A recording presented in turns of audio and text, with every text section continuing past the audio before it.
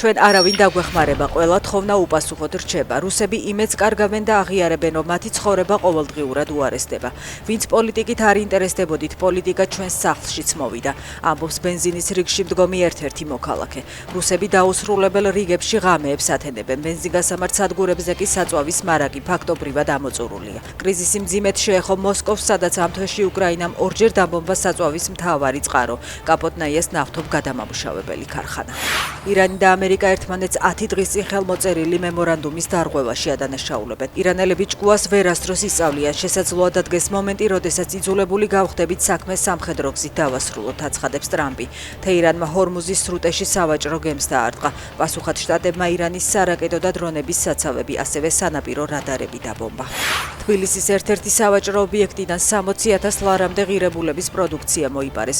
ჯგუფური ქურდობის ბრალდებით 3 არასრულწლოვანია დაკავებული. ისინი ამ დრომდე ძებნაში იმყოფებოდნენ და წინასწარი პატიმრობა დაუსწრებლად ჰქონდათ შეფარდებული. 3 ადამიანი დააკავეს ქვემო ქართლშიც. პოლიციის ინფორმაციით მათ რუსთავში მანქანებიდან საბანკო ბარათები მოიპარეს. ევროპაში ანომალიური სიცხეა. გერმანიაში ზედიზედ მეორე დღეა ტემპერატურა ისტორიულ მაქსიმუმზეა და 41 გრადუსს აჭარბებს. ადგილობრივმა პოლიციამ ხალხის გასაგრილებლად წყლის ჭავლიც კი გამოიყენა. რეკორდულად მაღალი ტემპერატურა ფიქსირდება დანიაში, ჩეხეთსა და საფრანგეთშიც.